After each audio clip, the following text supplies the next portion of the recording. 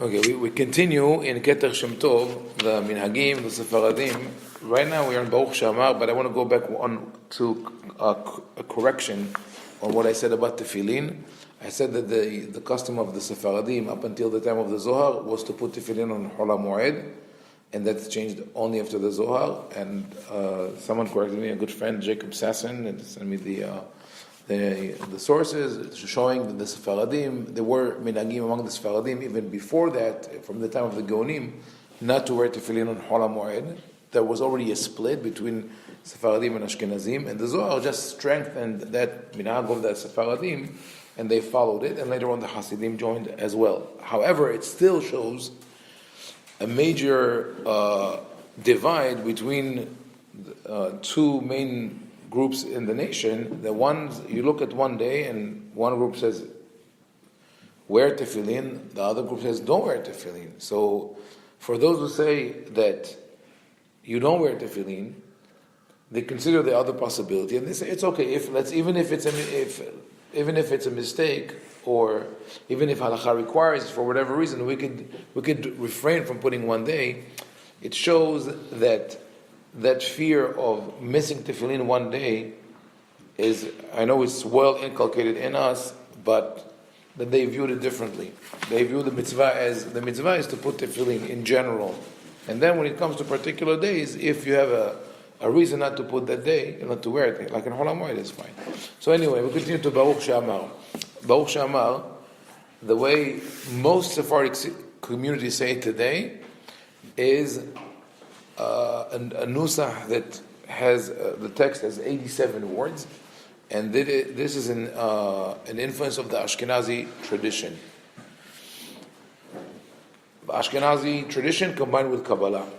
They say that it has to have 87 words because it alludes to certain mystical secrets. It also alludes 87. The numerical value of the word paz, Roshoket and paz, right? In a description in Shir HaShirim of HaKadosh Baruch Hu, of God, it says his head is shining like gold. So paz is 87. And they found this also in a word that is in the center of Baruch Shamar, HaMehulal Befei Amo. HaMehulal Befei Amo, he who is praised in the mouth of his nation, Befei. The problem with that, and the word Befei, Bet is 2, Fe is 80, and Hey is 5, so the numerical value of the word Befei is 87. And just a side note, just for me and Danny, Paz is also Fez. And also Fez. For the Alfasiyin, it's different. Thank God that the people of Marrakesh didn't write the bracha, because there would be 640 words. Yeah, right. Okay, so, but the problem with this interpretation, taking it from the word befeh, that this word is incorrect in Hebrew. In Hebrew, when you use a construct, the mouth of is befi amo, and not pe. In Hebrew, the word changes when it's a construct, right? Like bayit is a home or a house, but when it's the house of congregation, we say bet knesset, not the bayit knesset or bayit or liv, etc. So it should have been befi. Why are we saying befeh? No, but it should be, according to Dikduk, to grammar, it should be befi.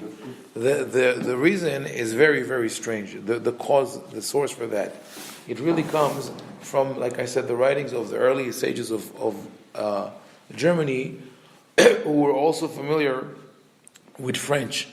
And in ancient French, the sound fi, maybe even in modern French, right, is like nothing. It's yeah. So the word fi, the sound fi, didn't resonate with them. So they didn't want to say the word befi amo. They changed it to befei amo. Once they changed to befei, they had to explain why we're having that word, and so they would like to also this. When I say Ashkenazi rabbis, I speak about a group called Hasidei Ashkenaz Rishonim, the early pious men of Ashkenaz that was in the 12th, 13th century. Rabbi Yehuda Hasid, Rabbi Eliezer of Worms, the author of the Roka. So they like to play with words and count how many words in each blessing and how many words and letters and numerical values. So they got to the word befi. a buffet, 87, and then the trim, what they did was actually trim Baruch Shamar from its original version to the one we read today. And we got to 87. Another place where this fear of the sound fi is found out is with the Havdalah. I don't know if there's a tradition among many communities not to blow out the Havdalah candles. Some, especially among the Ashkenazim, never, you don't do. Rather, you do it with your finger or you dip it in the wine. The reason for that is the same. It's the sound fi that you don't want it to be mentioned over the candle. It's disrespectful. However, we go back to Baruch Shamar. We know our nusach. Baruch Shamar v'ya'olam, Baruch Hu, Baruch Omer v'oseh, Baruch Gozer Mukayem, Baruch Gozer Bereshit, Baruch Merchem al haaretz, Baruch Merchem al beriot, etc. From here, the nusach that Rabbi Gagin brings becomes a little longer. He adds this: Baruch Hu, Baruch Zan u'farnes lakol, Baruch Tov u'metiv lakol, Baruch kevod mekomo, Baruch lo ya'av v'lo yiga', מעביר אפלה ומביא אורה, נותן לה יעף כוח, סומך נופלים, רופא חולים, מתיר אסורים, עושה גדולות, פודה ומציל. Is that the nusach of Timanim as well? The nusach, it's in some of Moroccan Sidurim, it is found. In some of the Tiklal, some of the Yemenite Tefillot, and some of the Bet Oved, the Italian Sephardic Sidur that was printed in Livorno. But even that is a trimmed version because it brings in small print more text. Wow. What was the construct, the structure of the original Baruch Shamar? Listen to that. Omer ve'oseh, we say Bore Bereshit, not Baruch Oseh Bereshit. Bore Bereshit, Gozer Umkayem. Dan. Now this is we don't have it. Dan Yehidi lechol ba'olam. He who judges all of the people in the world. Baruch Hu, Baruch Merchem al haaretz v'merchem al beriot. Baruch vehu be'echad u'mi yeshivenu. Blessed is the one who is the only one in control and no one could respond to him. Baruch Zan u'fares lakol. It's the alphabetical order. It goes by Aleph, Bet, Gimel, Dalet. The original Baruch Shamar had 22 entries following the order of the Aleph, Bet.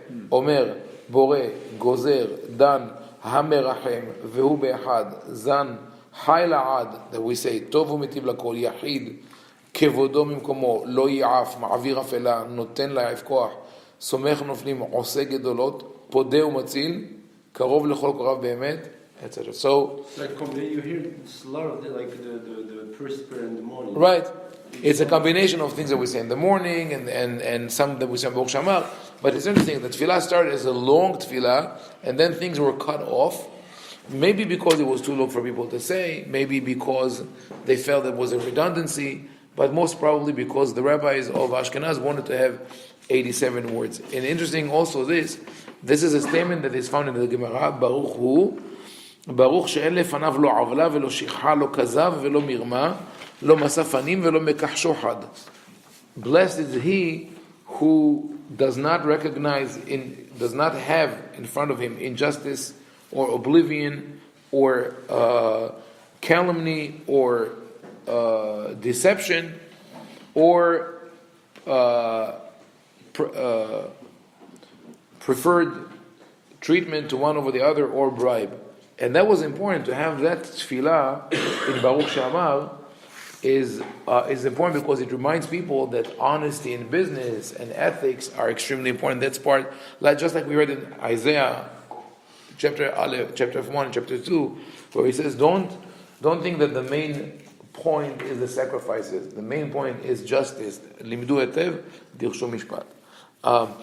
It's also important because in the Gemara, the context of this statement is Mi she'amar ve'haya olam hu yipara mimi shelo omed ma'amaro. They say the one who promises does not deliver, meaning is deceptive, will be punished by the one who created the world. Meaning the God, the idea of equating the creation of the world with business ethics and honesty is that the foundation of the world is a just society, that everybody has to treat others fairly and justly.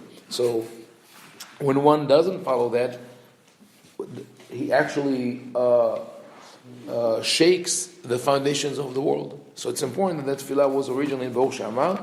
There's one more thing that still appears in the Sidurim, in the Sephardic Sidurim, mostly in those that were printed in Baghdad, the Iraqi Sidur, Mansur, Bakal, all these. And that is that it used to be in the center of Baruch Shamar. to mention the special day, the special holiday. Baruch HaManhil Menucha Le'amo Yisrael B'Yom Shabbat Kodesh. So they would say it in the middle of Baruch Shamar, like we say Ya'aleh Ve'avo in the middle of Birkat Hamazon or the Amidah, and we say B'Yom Rosh Chodesh Hazeh, B'Yom HaShabbat Hazeh.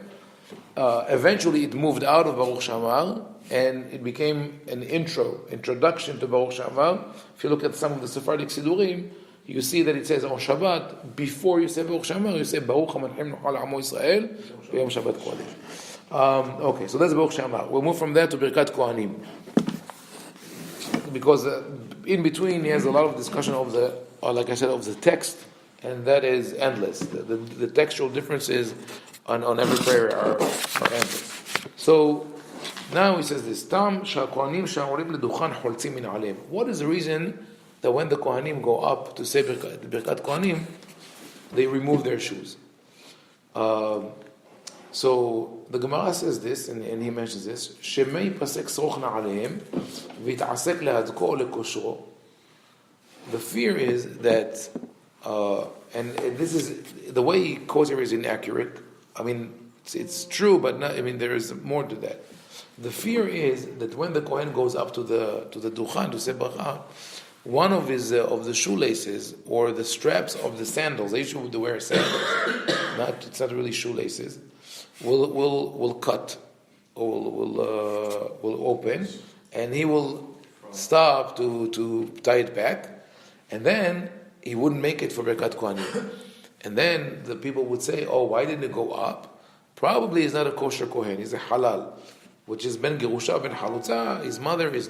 His father was a Kohen, married a woman who was divorced, and he's not kosher and all that, which is a little far-fetched, meaning if the person is already going up to the Duchan and then goes back, what in the middle of the way he remembered that he's not kosher and he went back, maybe they will think that he feels remorse, like he was about to do it, he doesn't want to do it. Anyway, that's the reason. That's his hands weren't clean from no. So it's about it's not according to the Gemara. It's not about cleanliness or respect or anything like that. So area that is seems to me like it's more holiness. Like say right. Where it seems right. So what you say, David, is also is the idea of holiness and a sacred place. We find with Moshe. When Moshe comes close to the burning bush, he hears a voice telling him, remove your shoes from your feet because you are standing on holy ground. And we know that in certain cultures, people remove their shoes before entering a home. In many American homes, it became now the norm to remove your shoes before you enter a house. Because of the dirt that you bring from the street, there's more awareness to that. So you have to make sure that when you put your socks on, choose one without holes, because you don't know which house you're going to go into. The Muslims remove their shoes before entering the mosque. The Kohanim in the temple not only remove their shoes, they had washing stations outside, and now in the mosque also that they learned from the Jews to do that. I know in Israel, in our synagogue, there were Jews who came, we were Iranian Jews and some Iraqi Jews who would remove their shoes before going into the Bet Knesset, and they would have pillows on the benches and sit cross-legged there. It was a common practice. Even the Shulchan Aruch tells you you're supposed to have your shoes on when you pray. When you pray, right? You have to. So, but this is a matter of the social norm. It's like to have your shoes on because it's not. We call it aib. Not respectful to be barefoot in certain situations, like when you're at home with other people and you're barefoot, and they're saying barefoot, no socks, nothing on your feet, is disrespectful according to some, and according to others, it's a sign of mourning. So in my house, when I was growing up, my mother, who comes from a line of her father and grandfather were Kabbalists, if she would see us walking barefoot, she would get very, very upset. Not because of cleanliness or being cold, but This is what mourners do. This is a sign of what? The siman shel oni, no? And siman also of poverty. So right. There's a yeah, I don't know. So what do you do? So you need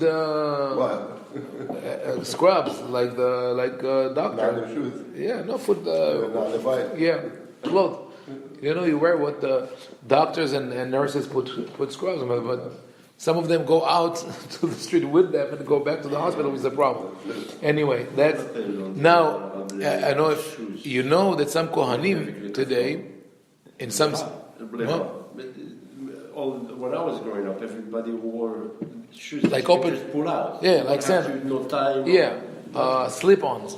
Not even slip. It's not even. It's open in the back. It's open in the back. Yeah. It's also a different country. Heat. No, it's not. And right. Easy access. Right. So there are a lot of.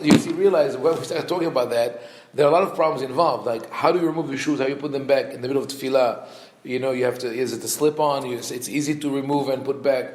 What happens in the winter? You come with heavy boots. You're a kohen. How are you going to go up to the or soldiers? How are you going to go up to the duchan? There is a custom today mainly among the Syrian communities that the Kohanim go up to the duchan with their shoes on. Now it splits into, as far as I know, into three. There are three levels, and each one feels more, holier than the lower level.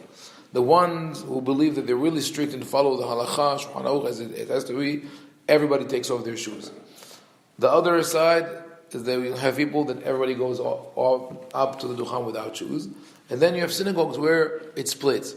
Some keep their shoes on, and some remove their shoes. But the compromise is that if you go up to the raised platform, you remove your shoes, and if you want to keep your shoes on, you stay at the lower level with the whole community.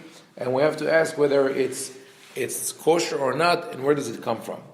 The Rabbi Gagin says, Minhag London ve'Amsterdam Mitzrayim, the practice in London and Amsterdam and Egypt, שחולצים מן עליהם ולובשים מן עלי גמי. They remove their shoes and they wear. With him, gami could be rubber, but it's more possible from when he's writing that he means wicker, like woven or fabric or straw sandals, like something temporary. So that is what he writes about Birkat Kohanim. The one who expands more on that, and I'm moving for a moment from Rabbi Gagin, I'll just start with the Tshuva of Rabbi Toledano, and we'll continue tomorrow because it's a long one. But it's interesting in the sense of how he shows us the history and the social norms there. Which Rabbi Toledano is that? I'll tell you. It's Rabbi Yaakov Moshe Toledano. His book is called Yam Gadol, originally from Spain, then Morocco, then Israel. He was born in Israel, in Tveria, in the late 1800s, and he served as a rabbi in Egypt, in some Greek communities. He was and then he became the first minister of religious affairs in the state of Israel.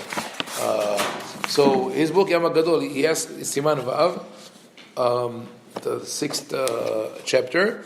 Here's the question: נשאלתי אם הכהנים צריכים לעמוד בשעת נשיאות כפיים במקום גבוה, או יכולים לישא כפיהם למטה עם הציבור. So the question here has several components. One, are the Kohanim required to stand on a higher platform than the rest of the synagogue?